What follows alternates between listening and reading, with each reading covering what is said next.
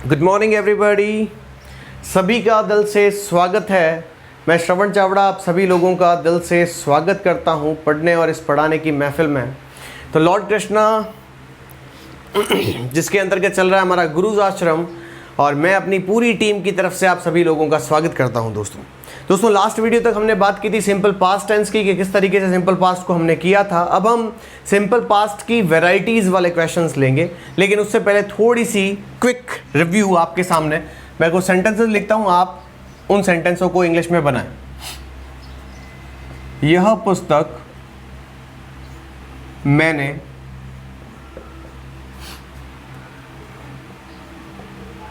मुंबई से खरीदी। नेक्स्ट आता है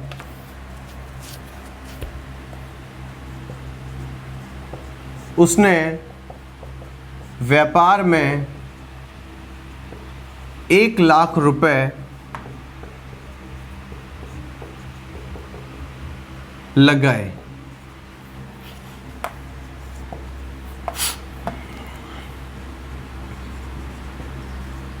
हमारी सरकार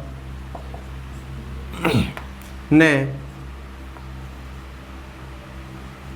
कई नियम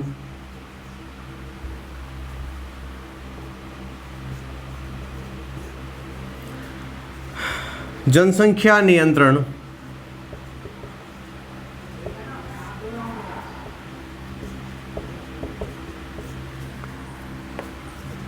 के लिए बनाए।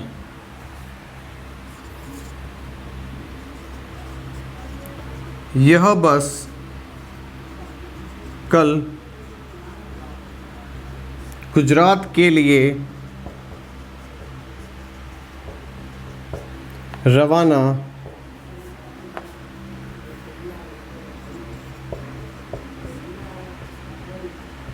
हुई। मैं वहाँ समय पर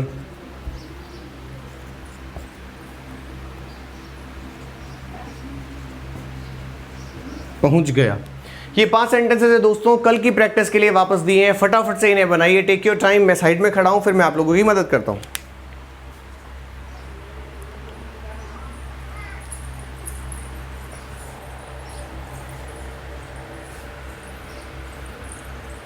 सभी का दिल से स्वागत है। गुड मॉर्निंग निधि, गुड मॉर्निंग सभी को मैं दिल से गुड मॉर्निंग कहता हूं। सभी को नमस्कार। मारवाड़ की धरती से आपको प्रणाम है। बहुत बहुत धन्यवाद। आप सभी का दिल से स्वागत है। फटाफट से इसे करिए दोस्त। शंकर जो आप क्वेश्चन पूछ रहे हैं बेटा, वो क्वेश्चन अभी मैं आगे करवाऊंगा। और भी वेराइटीज़ आने वाली हैं, है ना, तो उन सबको करवाया जाएगा। पहले आप इन चीज़ों को करिए एक बार। और जो भी बच्चे इसे YouTube पर देख रहे हैं, मैं आपको बता दूं दोस्तों, ये हमारा स्पोकन का लेक्चर नंबर 19 है, ठीक है।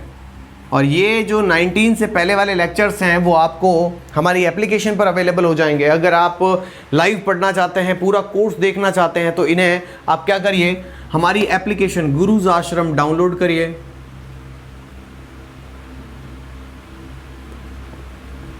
और यहाँ से आप अपना पूरा कोर्स खरीद सकते हैं, पढ़ सकते हैं बहुत ही मिनिमल रेट में। 50% ऑफ मार्केट से रेट पर आपको सब कुछ अवेलेबल हो रहा है। जल्दी करिए दोस्तों। Subject V2 and object, this is the formula which we were discussing last day.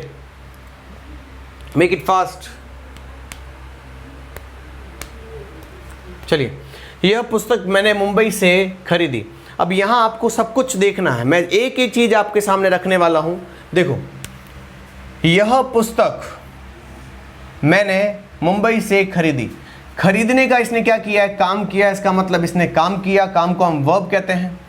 किसने खरीदी, मैंने, तो ये हो गया सब्जेक्ट। क्या खरीदा, तुम कहोगे सर पुस्तक, तो ये कैसा हो गया, नॉन लिविंग ऑब्जेक्ट। बता चुका हूं लिविंग ऑब्जेक्ट और नॉन लिविंग ऑब्जेक्ट क्या होता है। कहाँ से खरीदी, तो मुंबई से। ये मुझे वेयर का जवाब देता है, इसका मतलब ये हमारा ऑब्जेक्ट नहीं है, ये एडवर्बियल्स है। ठीक है, अब इन्हें जमा दो इस फॉर्मूले में। क्या लिखे सबसे पहले, सब्जेक्ट आई। सेकंड में क्या लिखना है, V2 यानी खरीदना। खरीदने की सेकंड फॉर्म होती है बाय। बाय नहीं होती, बाय फर्स्ट फॉर्म होती है, तो इसकी सेकंड फॉर्म क्या होती है? Bot, BOUGHT। आई बॉट, क्या खरीदी आपने? ऑब्जेक्ट लगाओ फटाफट। यह पुस्तक, तो क्या आ जाएगा? This book. कहाँ से खरीदी मेरे बेटे? मुंबई से, तो आ जाएगा फ्रॉम। से के लिए फ्रॉम आ गया और आ गया फिर Mumbai. So in this way you can complete your sentence. What is the next sentence? उसने व्यापार में 1 लाख रुपए लगाए। काम किसने किया? उसने। काम क्या किया? लगाने का। ए की मात्रा सिंपल पास्ट, सबको पता है ई की मात्रा सिंपल पास्ट, ठीक है। क्या लगाए? 1 लाख रुपए। ऑब्जेक्ट हो गया। कहाँ लगाए? व्यापार में। कहाँ का जवाब वेयर होता है, एडवर्बियल से, हमारे काम का नहीं। तो मैं क्या बोलूंगा? ही। अब तुम कहोगे सर ये तो लड़की भी हो सकती है, कोई तकलीफ नहीं है, शी कर लो, क्या फर्क पड़ता है। She invested 1 lakh. कहाँ लगाए? इन द बिजनेस, ठीक है। तो उसने क्या करा? 1 लाख रुपया बिजनेस में लगाया। सेम का सेम है, सब्जेक्ट आ गया, इन्वेस्टेड सेकंड फॉर्म आई, क्या लगाया? 1 लाख रुपया, बाकी बचा हुआ एडवर्बियल्स होती हैं, पीछे लगा तो कोई तकलीफ नहीं है। हमारी सरकार ने कई नियम जनसंख्या नियंत्रण के लिए बनाए।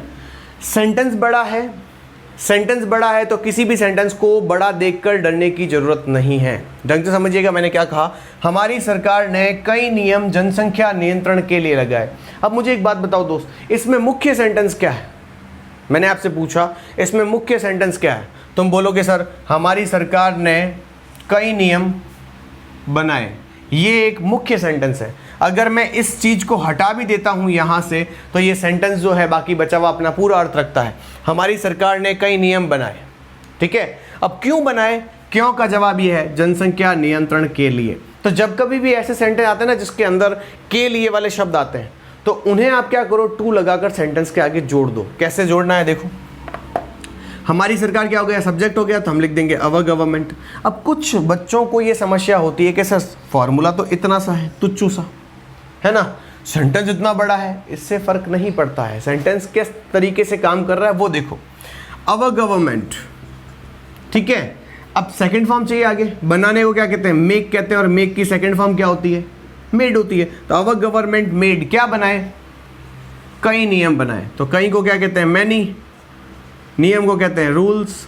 Our government made many rules. मुख्य सेंटेंस आ गया। अब बाकी क्या बचा? जनसंख्या नियंत्रण के लिए। तो के लिए को इंग्लिश में या तो 2 कह दो या फिर 4 कह दो। नियम है इसका भी, 2 के बाद वर्ब की सिर्फ फर्स्ट फॉर्म आती है, 4 के बाद आपको वर्ब की फर्स्ट फॉर्म के साथ ING लगाना होता है। इस बात का विशेष ध्यान रख लेना, ठीक है।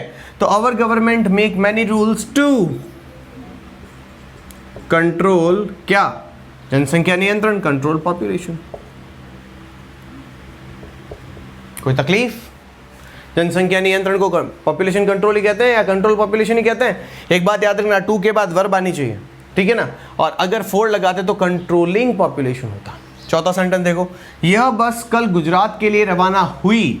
यह बस सब्जेक्ट है, रवाना होने का इसने काम किया। ई की मात्रा सिंपल पास्ट टेंस। गुजरात के लिए कहाँ और कब हुई? कल। तो इन दोनों से हमें मतलब नहीं है, सेंटेंस के बचे हुए शब्द होते हैं, पीछे लिख देना। तो दिस बस, रवाना होने को लीव कहते हैं, लीव की सेकंड फॉर्म होती है लेफ्ट। दिस बस लेफ्ट फॉर गुजरात, ठीक है। कब रवाना हुई थी? कल हुई थी, तो यस्टरडे। ओवर, सेंटेंस खत्म, मिलाना है। दिस बस हो गया सब्जेक्ट, लेफ्ट हो गया सेकंड फॉर्म, ऑब्जेक्ट इसमें था नहीं इसीलिए मैंने लिख दिया फॉर गुजरात। गुजरात के लिए कब हुई? कि yesterday. Last and final sentence फटाफट से देखो चलो। मैं वहाँ समय पर पहुँच गया। मैं हो गया सब्जेक्ट, आ की मात्रा को कहते हैं सिंपल पास्ट, पहुँचने को कहते हैं वर्ब। कहाँ पहुँचा? वहाँ पर पहुँचा। कब पहुँचा? समय पर पहुँचा। ये दोनों अलग शब्द हो गए, तो मैं क्या लिखूँगा? आई रीच का हो जाएगा रीच्ड देयर ऑन टाइम। ये सेंटेंसेस खत्म हुए, कल की प्रैक्टिस हुई खत्म। अब चलता हूँ आगे लेकर। तब तक अगर कोई कंफ्यूजन है तो फटाफट पूछ लो, नहीं तो फिर मैं आगे चलता हूँ। जल्दी करिए फटाफट से, जल्दी लिखो, जल्दी लिखो, जल्दी लिखो। विनय, आप जो क्वेश्चन पूछ रहे हैं बेटा, our government made many rules, population control नहीं आएगा क्योंकि 2 के बाद वर्ब की फर्स्ट फॉर्म चाहिए होती है। फोर के बाद वर्ब की फर्स्ट फॉर्म चाहिए होती है। जरूरी तो नहीं है, लेकिन करने के लिए तो करना क्या होता है मेरे भाई, करना क्या होता है मेरे भाई, वर्ब होती है ना, तो इसका ध्यान रखेंगे। ठीक है, रीच की सेकंड फॉर्म रीच्ड होती है। ठीक है ना,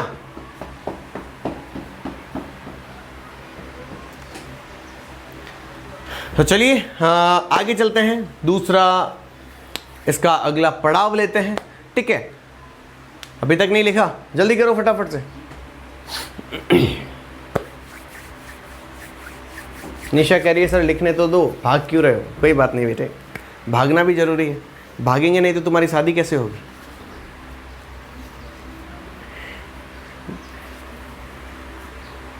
बहुत अच्छे, बहुत अच्छे, सारे के सारे शैतान, सारे के सारे बड़े गजब आदमी हैं।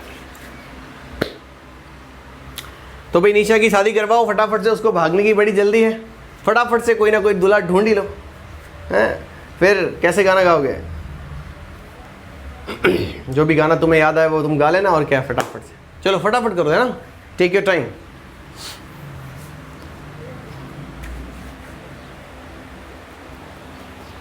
चलिए आगे चलते हैं, उम्मीद है कि सबने लिख लिया है।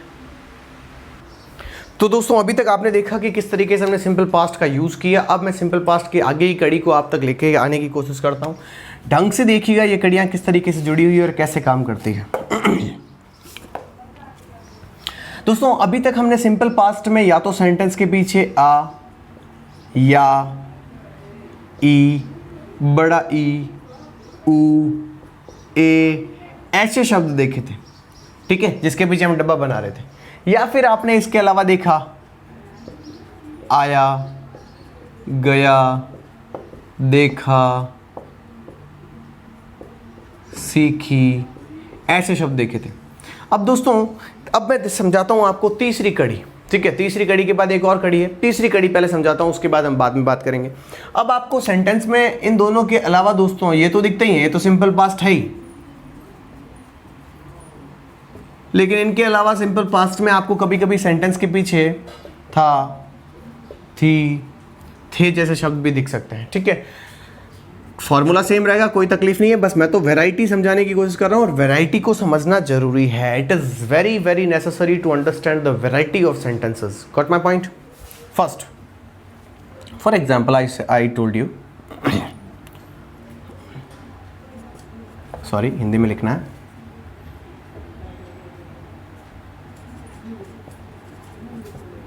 लगभग 500 विद्यार्थी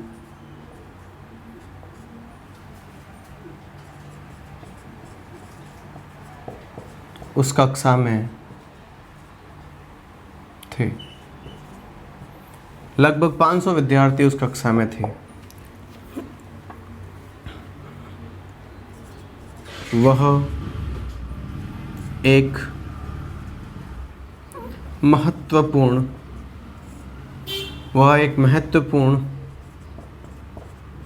योजना चाहता था। ठीक है, उसे कुछ और पैसों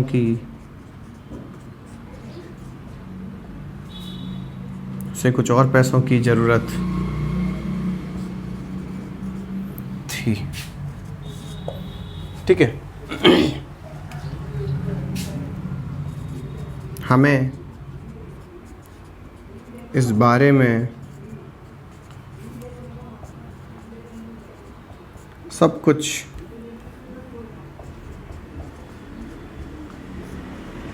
मालूम था। दिख रहा है ना आपको इन सेंटेंसों के पीछे मैं आपको क्या कर रहा हूँ? इन सेंटेंसों के पीछे मैं आपको था, थे, थी लगा कर बता रहा हूँ।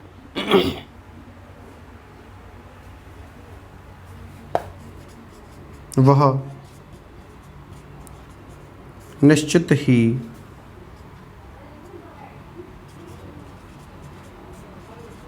प्रथम पुरस्कार के योग्य था। चलिए So these are the 5 sentences which you are to make in English. The formula will be same. First of all, you started with this level and then you started with this level. Now you need to start with this level. Third concept, fourth concept will also come for the tense. ठीक है sir, simple past tense. Now we need to make them in simple past tense, translate them into English with the same formula. First of all, you need to use your subject and then second form and then object and then other words. अब आप ये सोच रहे होंगे कि हमें 6 sentences क्यों नहीं करवाए जा रहे हैं सर। सबसे बड़ी बात है, मैं नेगेटिव अलग से करवाऊंगा, इंट्रोगेटिव अलग से करवाऊंगा। पूरे इंट्रोगेटिव्स को एक साथ पढ़ेंगे, पूरे नेगेटिव को एक साथ पढ़ेंगे। अभी तो मैंने सिर्फ आपको समझाया था कि there are 6 type of sentences which can be said by someone, by you. Okay, my got my point. So लगभग 500 विद्यार्थी उस कक्षा में थे। अब आपको दिख रहा होगा इस सेंटेंस के पीछे थे लिखा हुआ। वह एक महत्वपूर्ण योजना चाहता था, फिर से था लिखा हुआ।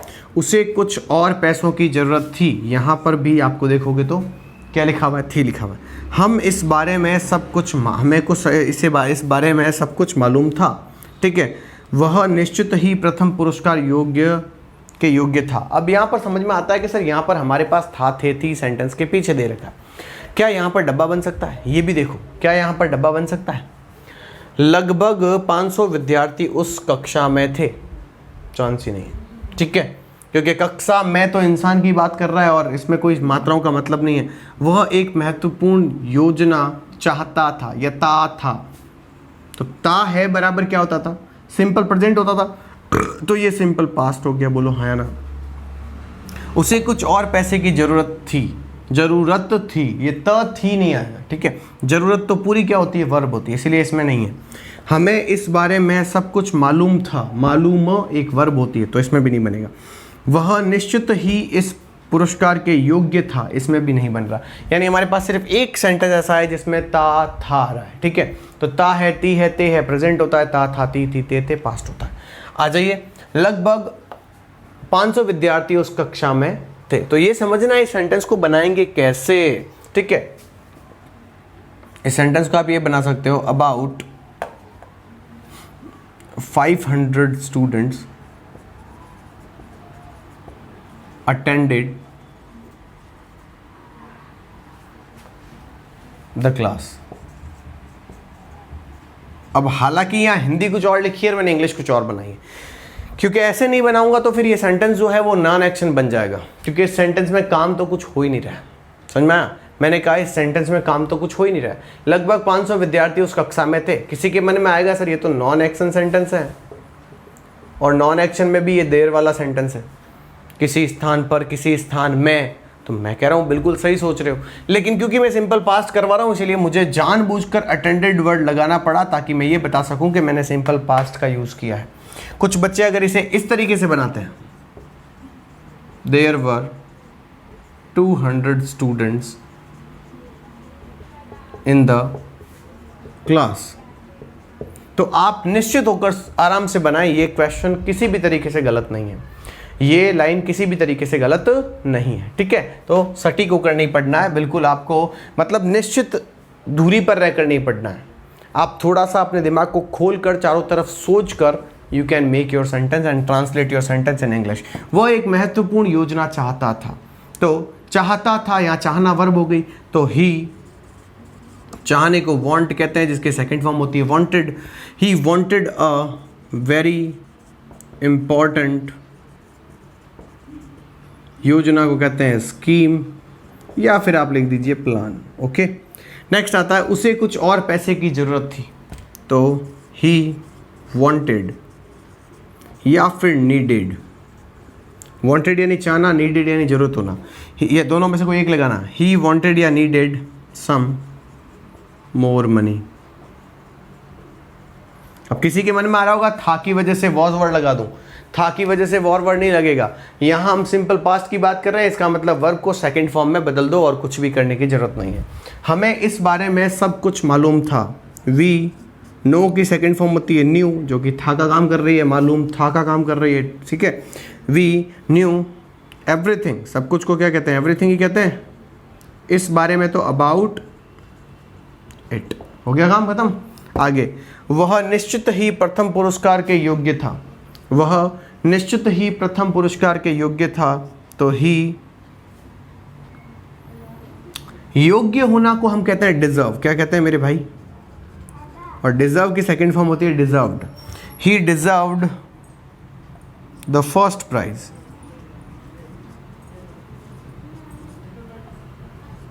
सर्टेनली। और अगर आप ऐसे नहीं लिखना चाहते तो उल्टा लिख लीजिए, इस सर्टेनली को इस जगह पर ला सकते हैं। He certainly deserve the first prize. ठीक है, इस तरीके से ये आपका एक और वैरायटी खत्म होती है। जिस सेंटेंस के पीछे आपको था, थी और थे दिखता हो, उन सेंटेंसों में आगे आप V2 लगाएं, ये वर्ब के साथ उसका काम करते हैं। ओके माय दोस्तों, ठीक है। तो यहां तक हुआ खत्म, इसे देखिए फिर हम आगे चलते हैं। ठीक है ना? Take your time guys.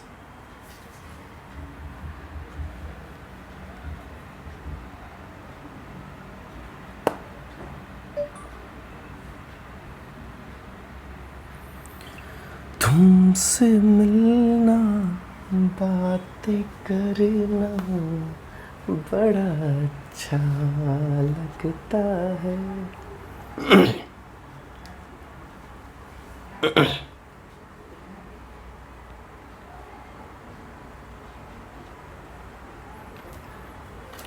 चलिए सर, अगले वाली एक कड़ी को और समझते हैं। ये आपने अगर लिख लिया है तो बहुत अच्छी बात है, नहीं लिखा है तो आपको वीडियो 2 घंटे बाद मिल जाएगा। उन बच्चों को लाइव मिल जाएगा जो बच्चे हमारी एप्लीकेशन के ऊपर इसे पढ़ रहे हैं। गुरुज आश्रम के नाम की एप्लीकेशन है, कर लीजिए डाउनलोड और पढ़ना शुरू कीजिए। ठीक है। और जो बच्चे यूट्यूब पर देख रहे हैं दोस्तों, आप भी अगर अपना स्पोकन का कोर्स पूरा करना चाहते हैं, writing, reading and speaking, if you really want to learn, just download our app and start your spoken English course in just 2,500 rupees, and the validity will be given for 5 months, I'm telling you. Okay, so next बात करते हैं दोस्तों, if simple past की चौथी situation आती है आपके सामने कि अगर कोई भूतकाल की, देखो मैं बाइलिंगुअल बोलूंगा हमेशा, अगर कोई भूतकाल की आदत बताता हूं,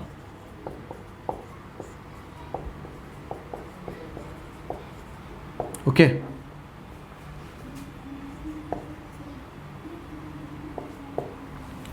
means if you are talking about past habit, then you can use simple past with V2। जैसे कि भूतकाल में कोई ऐसी आदत रही थी जो अक्सर होती थी, ठीक है, तो ऐसे के लिए आप बोल सकते हैं। पहला क्वेश्चन लिखता हूं, मैं कहता हूं वह हमेशा सफेद कपड़े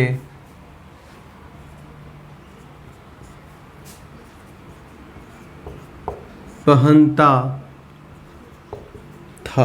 हमेशा, ठीक है, इसमें हमेशा शब्द जरूर आएगा। वह हमेशा शिकायतें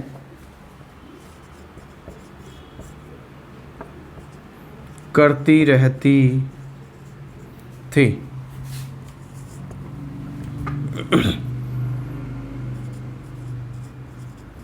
रमेश हमेशा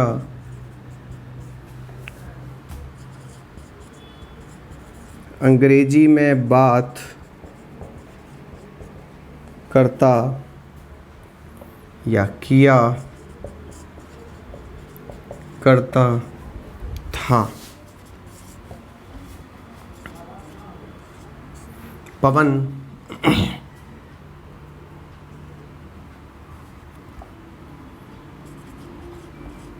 हमेशा व्यायाम, चलो व्यायाम थोड़ा मेरे लिए मुश्किल होगा लिखना, व्यायाम, ठीक है, तो मैं इसे लिख देता हूँ, पवन हमेशा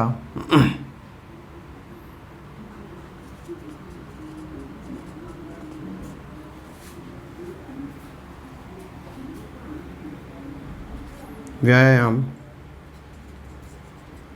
किया करता था। कोशिश कर लेता हूँ, ठीक है। तुम हमेशा अपनी पत्नी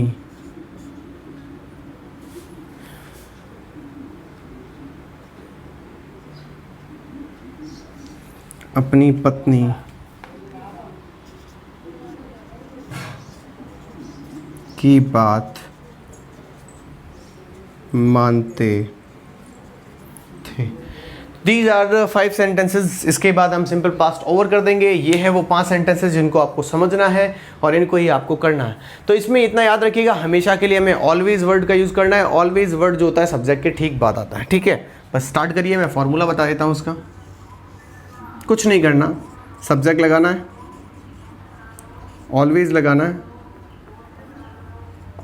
वर्ब की सेकंड फॉर्म लिखनी है, ऑब्जेक्ट लिखना है। So in this way you can complete your sentence. Got my point? ठीक है, सब्जेक्ट लिखना है। नहीं दिख रहा है, चलो मैं बता देता हूँ बस। ठीक है, सब्जेक्ट लिखना है, उसके बाद आपको ऑलवेज लगाना है, V2 लगाना और वर्ब की सेकंड फॉर्म लगानी है। मैं आपकी मदद करता हूँ थोड़ी सी।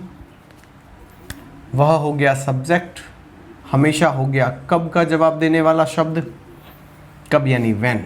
इंग्लिश में लिख देता हूँ, चलिए let's write it in English. सफ़ेद कपड़े पहनता था, तो सफ़ेद कपड़े हो गया योर नॉन लिविंग ऑब्जेक्ट। पहनना मीन्स, आपको समझ में आ गया होगा। और इसके साथ हमें पास्ट सिंपल देखने को मिल गया। वह हमेशा शिकायतें करती रहती थी, ठीक है। वह हो गया सब्जेक्ट, हमेशा is the answer of when. शिकायतें मीन्स ऑब्जेक्ट, करती रहना वर्ब हो गया और टी प्लस थी बराबर सिंपल पास्ट। हमेशा, रमेश हमेशा अंग्रेजी में बात किया करता था। रमेश इज़ आवर सब्जेक्ट, हमेशा मीन्स व्हेन। अंग्रेजी में is not an object but the manner of वे यानी टॉकिंग, ठीक है। बात करना इज़ अ वर्ब और ता बराबर पास्ट दिख गया होगा आपको। पवन हमेशा व्यायाम किया करता था, ये देखिए simple past. Pawan is subject, when का जवाब, व्यायाम ऑब्जेक्ट हो गया, करना हो गई वर्ब, ठीक है। तुम हमेशा अपनी पत्नी की बात मानते थे, सब्जेक्ट आ गया, व्हेन का जवाब आ गया। किसकी बात मानते थे? अपनी पत्नी की बात, तो ये आ गया आपका ऑब्जेक्ट। मानना हो गया वर्ब, ते बराबर सिंपल, थे बराबर past. Okay, so in this way you can make this sentences. चलिए फटाफट करिए, मैं आपको समय देता हूँ और उसके बाद मैं खुद आपको करवाने में इसकी मदद कर दूंगा। चलिए फटाफट करिए, फ्यूचर भी करना है अपन को दोस्तों, इसीलिए फटाफट से। देखो मैंने कहा है हर बार लेवल चेंज करना ना भूलें, लेवल चेंज करना ना भूलें। तो लेवल को चेंज करना है, ध्यान रख लीजिएगा, ठीक है ना, विशेष करके ध्यान रखिएगा।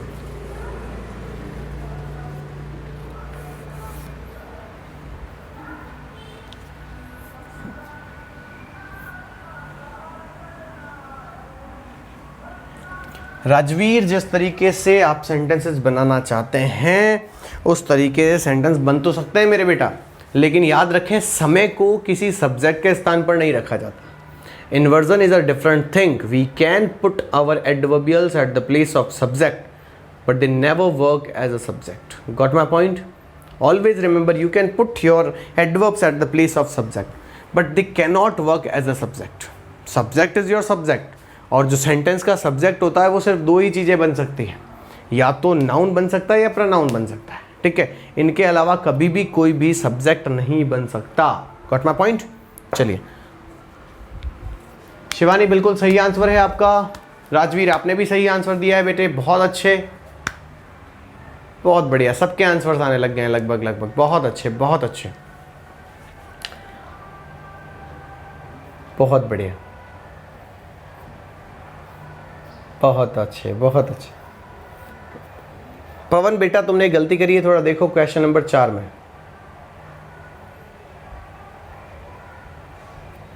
सुमित, सब्जेक्ट क्वेश्चन नंबर 3 का लास्ट वर्ड।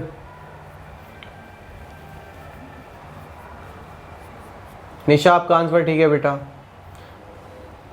आवाज़ सबकी आती है बेटे, कमेंट सबके आते हैं, फिक्र मत करो। मेरा कमेंट आ रहा है, मेरा कमेंट आ रहा है क्या? फर्जीवाड़ा मत करो बेटे, ठीक है। चलिए, तो मैं आपकी कर लेता हूँ थोड़ी सी मदद। वह हमेशा सफ़ेद कपड़े पहना करता था या पहनता था, तो ही के बाद लगाया ऑलवेज, लगा दिया। ही के बाद लगाया ऑलवेज, वर्ब लगानी है सेकंड फॉर्म, पहनने को वियर कहते हैं और वियर की सेकंड फॉर्म हो जाएगी वोर। ही ऑलवेज वोर white clothes. Got my point sir? समझ में आ गया? आगे देखो, वह हमेशा शिकायतें करती रहती थी है, सी always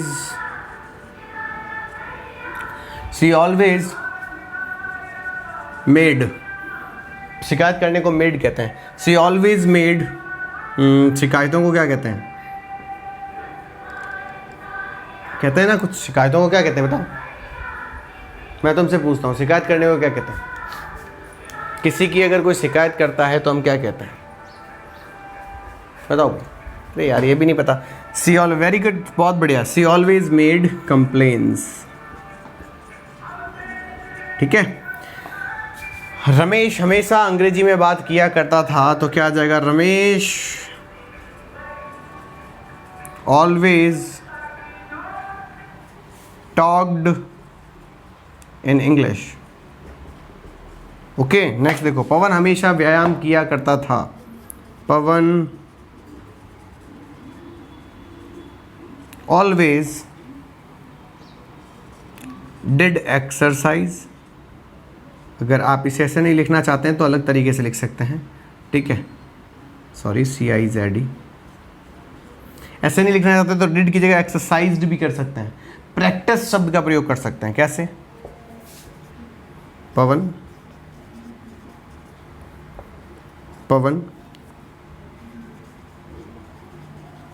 always practiced exercised,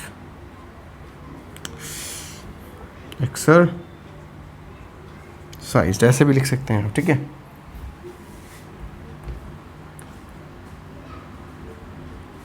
okay, next, तुम हमेशा अपनी पत्नी की बात मानते थे। यू ऑलवेज, मानने को कहते हैं एडमिट, तो एडमिट की सेकंड थर्ड फॉर्म हो जाएगी admitted. You always admitted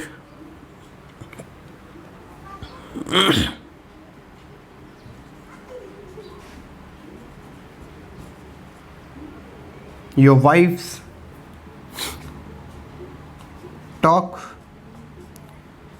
talkies,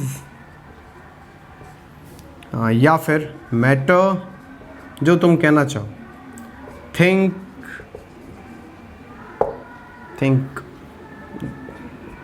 इस तरीके से कोई भी शब्द यूज करिए, आपकी मर्जी। So this way we can make our simple past tense. ये थोड़ा अलग व्यवहार था जिसमें हमने ता था ती थे के सेंटेंसेस भी देखे और हमेशा जो आदत रहती थी वो सेंटेंसेस भी हमने देख लिए। जैसे कि आप कह सकते हो कि वो हमेशा झूठ बोला करता था, तो ही ऑलवेज लाइड। वो हमेशा बिना नहाए रहता था, तो ही ऑलवेज केप्ट विदाउट बाथिंग। ठीक है, मैं कहता हूँ जैसे कि वो हमेशा घूमता रहता था, तो ही always wondered in the street. Wondered यानी घूमना होता है, फिजूल घूमना होता है। वो हमेशा बातें किया करती थी, तो सी ऑलवेज टॉक्ड। समझ में आई कि नहीं आई? ठीक है, वो हमेशा 5 बजे उठकर बाहर जाया करता था। ठीक है, तो ही always woke up at 5 o'clock and went out. समझ में आई मेरी बात? तो इस तरीके से आप इन सेंटेंसों को कर सकते हैं। आप इन्हें लिखिए, फिर हम आगे चलते हैं। Take your time please.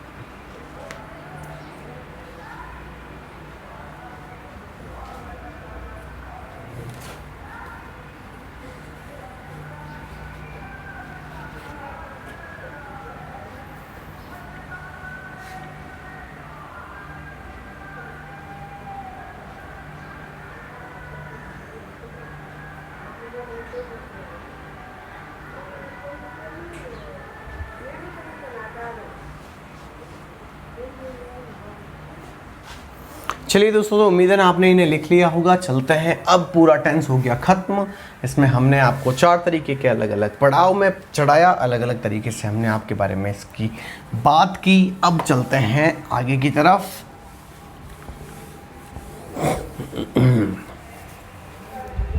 अब दोस्तों मैं ले रहा हूँ सिंपल फ्यूचर टेंस, और मुझे उम्मीद है कि आपने इससे पहले जो टेंसेस पढ़े हैं उनके बारे में आपको सब कुछ याद है, और याद होना भी चाहिए, क्योंकि पढ़ने का मज़ा उसी समय आता है जब आप पढ़ी हुई चीज़ का कुछ अभ्यास करें। और हमेशा याद रखें, when you try to speak, when you try to reorganise your thinking, your content, you get good results. Got my point? So I just want to tell you, I just want to advise you, please repeat your content again and again, so that you can become a good listener, writer and speaker. Got my point, friends? So please pay attention. इसको किस तरीके से करना है कि हम बात करेंगे, तो इसीलिए आपका अगर अभी तक कोई क्वेश्चन है तो मुझे पूछिए, नहीं तो हम आगे चलते हैं। कल्पना कह रही है कोई क्वेश्चन नहीं है सर, बहुत शानदार तरीके से हमें प्रैक्टिस करने का मौका मिला, हम बोल भी रहे हैं मम्मी के साथ। अरे वाह, मम्मी के साथ कल्पना जी अपनी बात करती हैं, ठीक है। वो कह रहे हैं मैं अपनी मम्मी के साथ बात करती हूँ, तो एक आइडिया दिया है उन्होंने आपको कि किस तरीके से करना है, ठीक है। तो आप भी करें इन चीज़ों को। राजवीर, चलिए अब आपकी, अगर राजवीर, निशा, आप लोगों की बातें ख़त्म हो गई है तो हम चलते हैं दोस्तों आगे। अब ये बातें करना बंद करो यार, तुम ना कमेंट्स में बहुत बातें करते हो, है ना, एक दूसरे से बातें नहीं करोगे यहाँ पे कोई भी, है ना।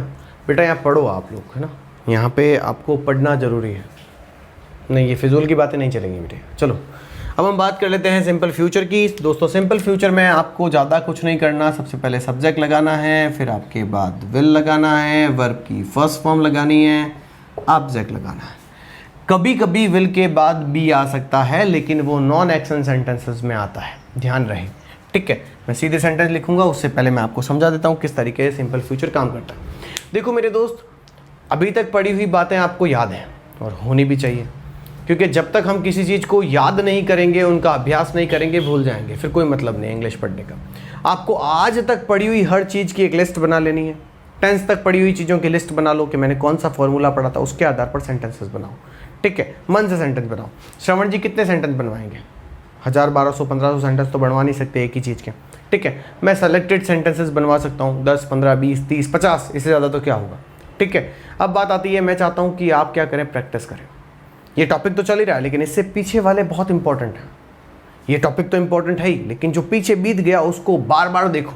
समझ में आ गई मेरी बात, ठीक है। जब आप बार बार किसी चीज़ को देखते हैं तो ये समझ लीजिए कि बेहतरीन तरीके से आप उन चीज़ों की प्रैक्टिस कर रहे हैं, ठीक है, और आपको उनके बहुत अच्छे परिणाम मिलने वाले हैं।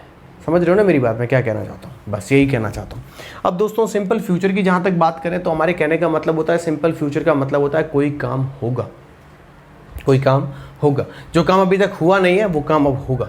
जैसे कि मैं, तुम, रमेश, कुमार, सानू, है ना, हनी सिंह, ठीक है, सनी लियोनी, कोई काम करेंगे, लेकिन अभी तक हुआ नहीं है। कोई काम करेंगे ऐसा बताने के लिए हमें इन सेंटेंसों का प्रयोग करना पड़ता है। इन सेंटेंसों की पहचान ये होती है मेरे दोस्तों के, इन सेंटेंसों के अंत में आपको या तो गा या फिर गी या फिर गे ऐसे शब्द देखने को मिलते हैं। समझ में आ गई मेरे दोस्तों, ठीक है। तो मैं सीधे स्टार्ट करता हूँ, ज़्यादा कुछ बकवास करने की ज़रूरत है नहीं। मैं वहाँ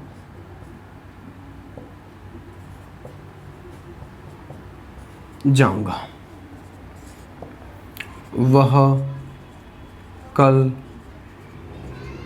हमसे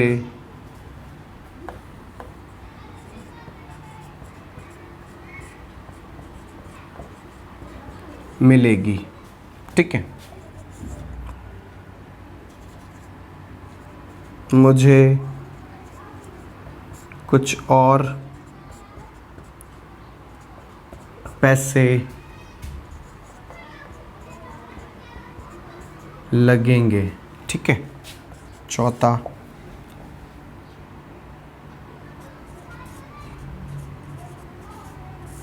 विदेशी बैंक हमारी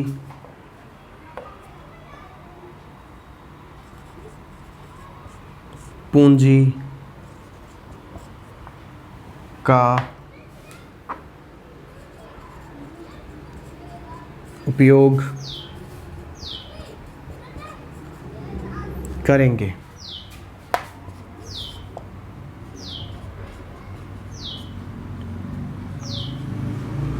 भाई और बहनों,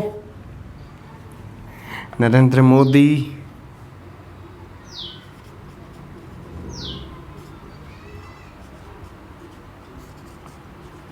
पाकिस्तान की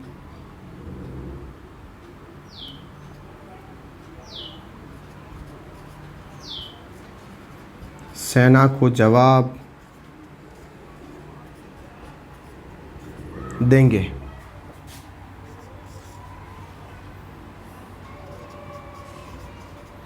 राजीव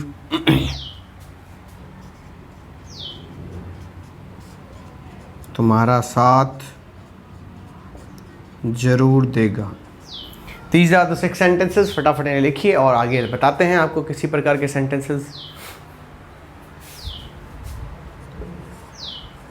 वह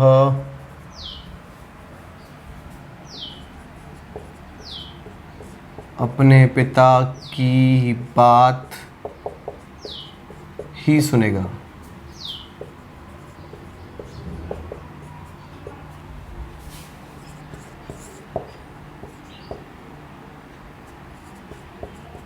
रवीना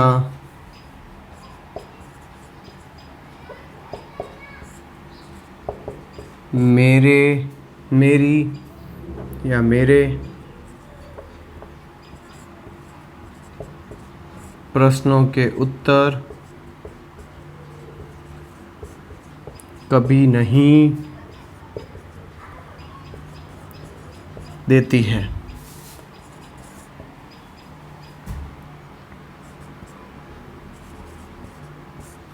राजीव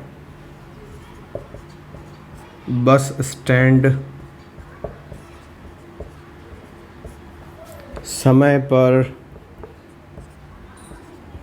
नहीं पहुंचेगा।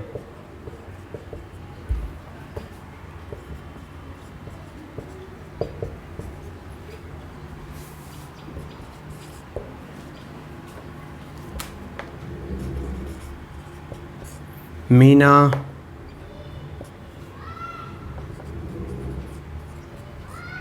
रवीना को पार्क में मिलेगी।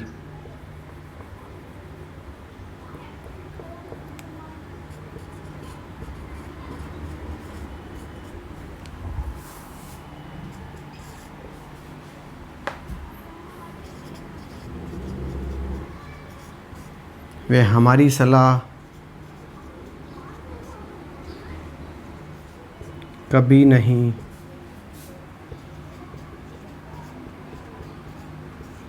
मानेंगे। तो ये दोस्तों 10 से 11 सेंटेंसेस हैं आपको सिंपल फ्यूचर की जानकारी देने के लिए। फटाफट से इन्हें लिखिए, फिर वैरायटीज़ के बारे में बात करेंगे लेकिन अगले सेशन में। चलिए फटाफट से करिए। मैं वहाँ जाऊँगा, इस सेंटेंस में मैं सब्जेक्ट का काम कर रहा हूँ। गागेगी सेंटेंस के लास्ट में दिखा हुआ है, तो आप यहाँ पर डब्बा बनाए नहीं गोला बनाए, क्योंकि गोला ही बनाना है अपन को पता है, ठीक है। पर एक बार समझ में आ गया तो गोला और डब्बा फिर कोई मैटर नहीं करता। जाने की और बात हो रही है और वहाँ एक कहाँ का जवाब दे रहा है, तो आई विल गो देयर। समझ में आ गया? आई विल गो देयर मतलब मैं वहाँ जाऊँगा, ठीक है। सबके साथ आप विल यूज़ करो, कोई तकलीफ़ नहीं है। सबके साथ आप विल यूज़ करो, कोई तकलीफ़ नहीं है। शैल यूज़ करते हो तो ये मान लो फिर कि कहीं ना कहीं आपका आंसर जो है वो फिक्स्ड नहीं है, अनफिक्स्ड कैटेगरी में। हालांकि ये भी पूरा सच नहीं है, ये पूरा सच आपको ग्रामेटिकली बताया जाता है, स्पोकन में इतना मैटर नहीं करता, इसलिए टेंशन लेने की ज़रूरत नहीं है। वह कल हमसे मिलेगी, मिलेगी यानी छोरी है, तो सी विल मीट अस टुमारो। अब तो छोटी छोटी चीज़ें बताने की ज़रूरत नहीं, सब्जेक्ट कौन सा है सबको समझ में आ गया होगा। मुझे कुछ और पैसे लगेंगे, I will need some more money. अब देखो, लगेंगे का मतलब है ज़रूरत है, और अगर ज़रूरत नहीं तो चाहिए, और चाहिए लिखना चाहते हो तो यहाँ नीड की जगह क्या लिख दो, वांटेड लिख दो, ठीक है, आपकी मर्जी है। विदेशी बैंक हमारी पूंजी का उपयोग करेंगे, तो foreign banks will use our money. Foreign banks will use our money. ठीक है. नरेंद्र मोदी पाकिस्तान की सेना को जवाब देंगे. तो नरेंद्र मोदी विल आंसर, या फिर टीच. टीच यानी सिखाना होता है, सबक सिखाना होता है. ठीक है. Parks army. पाक्स आर्मी मतलब पाकिस्तान आर्मी. अपोस्ट्रोफी के साथ एस है, इसका मतलब क्या होता है? का के की होता है. लिख लेना. यदि किसी शब्द के साथ हम सजीव के शब्द के साथ एस लगाते हैं तो इसका मतलब होता है का के की. ठीक है दोस्तों. अगर हम किसी शब्द के साथ अगर अपोस्ट्रोफे एस लगाते हैं तो उसका मतलब होता है का के की. रिश्ता बताता है. इसको साथ में मत पढ़ना ना, का के की को साथ में मत पढ़ना, नहीं चाचा बड़े मारेंगे, ध्यान रख लेना. ठीक है. ये तो सजीव की बात होती है, यहाँ पर सजीव होना चाहिए. ठीक है. लेकिन अगर निर्जीव होता है तो फिर इस तरीके से का के की नहीं लगाते हैं. उस समय क्या लगाते हैं? उस समय हम लगाते हैं यहाँ पर, पूरा बता देता हूँ आपको. चलो स्टार्ट कर ही दिया तो पूरा बताता हूँ. देखो, हम यहाँ पर किसी सजीव का नाम लिखते हैं, अपोस्ट्रोफे एस लगाकर हम यहाँ पर कोई ऐसा अधिकार वाली चीज़ बताते हैं, यानी रिश्ता बताते हैं. ठीक है. यानी राकेश के पिता तो राकेश फादर. ठीक है. रीना की मम्मी तो रीनाज मम्मी, है ना. बबीता का घर तो बबीताज हाउस. ठीक है. इस तरीके से आप का के की बताते हो. लेकिन अगर आप निर्जीव की बात करो तो फिर ये रिश्ता पहले लाना पड़ेगा. ये रिश्ता यहाँ लिख दिया, फिर आपने लगाया ऑफ. ध्यान रखना, अब ऑफ लगेगा. और उसके बाद आप क्या करोगे? उस निर्जीव का नाम लिखोगे जिसकी बात हो रही है. जैसे कि मैं कहता हूँ, मैंने कहा जैसे कि पेन का कैप, पेन का ढक्कन, तो क्या लिखूँगा? The cap of the pen. ठीक है. कैप ऑफ द पेन ऐसे लिखेंगे. समझ में आया कि नहीं आया? ठीक है. तो इसमें भी हम का के की बताते हैं, लेकिन ये निर्जीव होता है. इतना ध्यान रखिएगा, इतना थोड़ा ध्यान रखिएगा. राजीव तुम्हारा साथ जरूर देगा. तो पाक्स आर्मी यानी पाकिस्तान की आर्मी.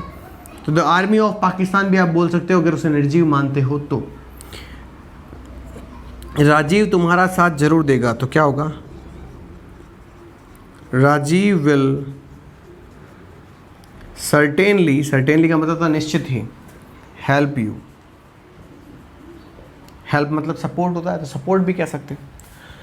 वह अपने पिता की बात ही सुनेगा. तो he will only listen to his father.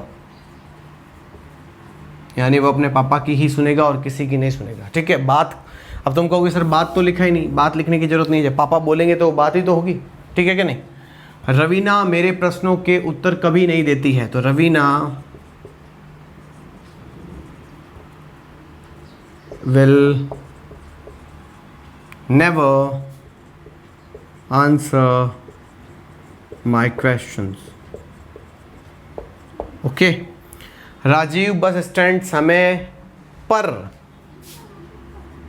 नहीं पहुंचेगा. तो क्या लिखेंगे?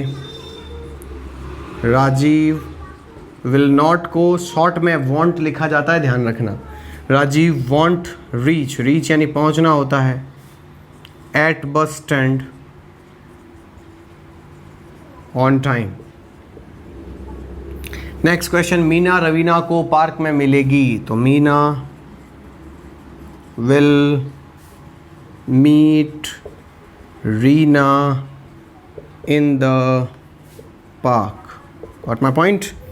वे हमारी सलाह कभी नहीं मानेंगे. तो they will never admit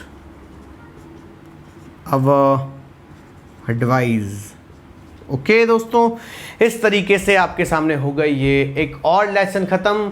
lecture number 19 आपके लिए, जो कि आपको YouTube पर देखने को मिल रहा है. लेकिन इससे पहले के लेक्चर्स आपको YouTube पर बहुत मुश्किल से मिलेंगे.